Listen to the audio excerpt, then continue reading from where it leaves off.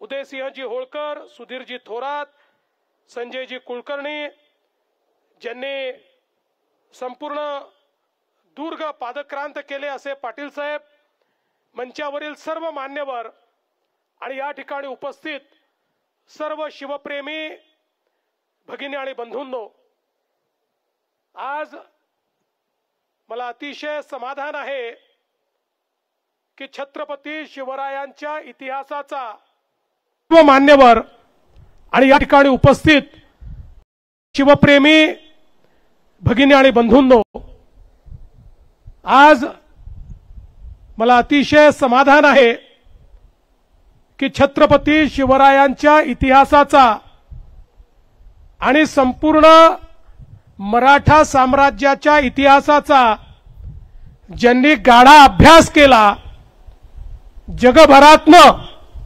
इतिहासाचे पुरावे मिळवून ज्यांनी हा इतिहास समजून घेतला आणि त्या इतिहासाचं वाचन आणि लेखन दोन्ही केलं, ते भारताचे गृहमंत्री माननीय अमितभाई शहा या ठिकाणी आलेले आहेत।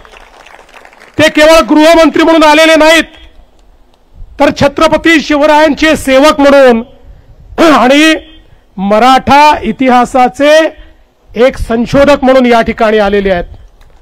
आणि म्हणूनच आपल्या सर्वांच्या वतीनं मी त्यांचं मनापासून स्वागत करतो।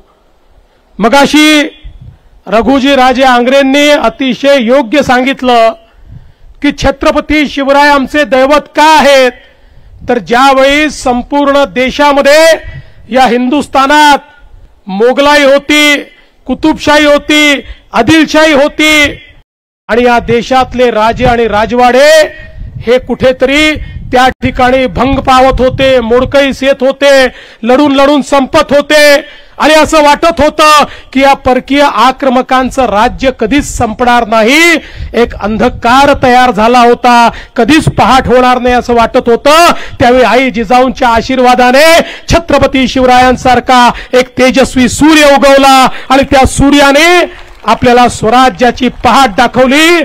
अरे छत्रपती नसते तर तुम्ही आम्ही कोणीच या ठिकाणी नसतो आणि म्हणूनच छत्रपती शिवराय हे आमचं दैवत आहेत।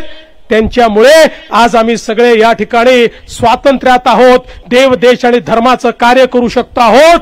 आमच्यातलं ते तेज जागृत करण्याचं काम छत्रपतींनी केलं।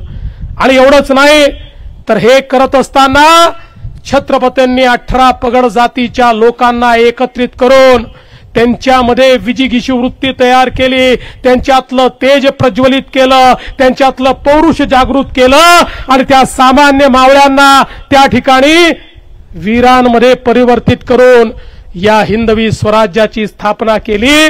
आणि म्हणूनच हा जो काही आपला भगवा झेंडा आहे हा छत्रपतींमुळेच नंतरच्या काळामध्ये दिल्लीपासून अटकेपर्यंत लागला आणि संपूर्ण भारतावर भगव्याचा अंमल आला, तो केवळ आणि केवळ छत्रपती शिवरायांमुळे आला।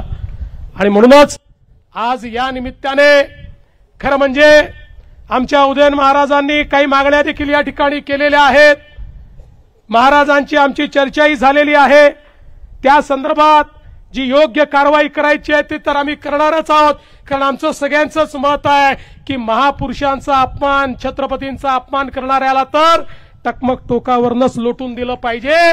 पण आपण लोकशाहीमध्ये आहोत, त्यामुळे लोकशाही अनुरूप या ठिकाणी नियम तयार करण्याचं काम हे आपण निश्चितपणे करू। आणि त्यासोबत जो छत्रपतींचा प्रमाण इतिहास हा राज्य सरकारच्या वतीनं तयार केला पाहिजे, निश्चितपणे हे काम देखील आपण हातामध्ये घेऊ। आणि यासोबत आपण अत्यंत महत्त्वाच्या 2 मागण्या केलेल्या आहेत। सगळ्याच मागण्या महत्त्वाच्या आहेत, पण या ठिकाणी अरबी समुद्रातलं जे स्मारक आहे ते सुप्रीम कोर्टात अडकलं, पण आता सुप्रीम कोर्टाने ते हायकोर्टाला पाठवलंय। महाराज आपण महाराजांचे मावळे आहोत, हार मानणार नाही, हायकोर्टामध्ये लढून ते स्मारक आम्ही त्या ठिकाणी मोकळं करून घेऊ आणि कुठल्याही परिस्थितीमध्ये छत्रपती शिवरायांचे स्मारक झालं पाहिजे हा प्रयत्न आपला असेल। आणि मैं आदरणीय गृहमंत्री जी से इतना ही निवेदन करना चाहता हूं कि हमारे उदयन महाराज ने जो बात कही वो बात बहुत महत्वपूर्ण है कि दिल्ली में भी छत्रपति शिवाजी महाराज का एक राष्ट्रीय स्मारक होना चाहिए।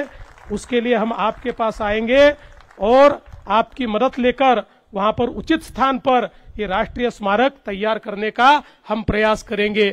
मला एक अजून गोष्ट आपल्याला सांगायची आहे की आपल्या देशाचे आपले लाडके प्रधानमंत्री माननीय मोदीजींनी आपल्या छत्रपती शिवरायांच्या 12 किल्ल्यांना युनेस्कोची हेरिटेज साइट म्हणून, विश्व हेरिटेज म्हणून त्या ठिकाणी नॉमिनेट केलेला आहे।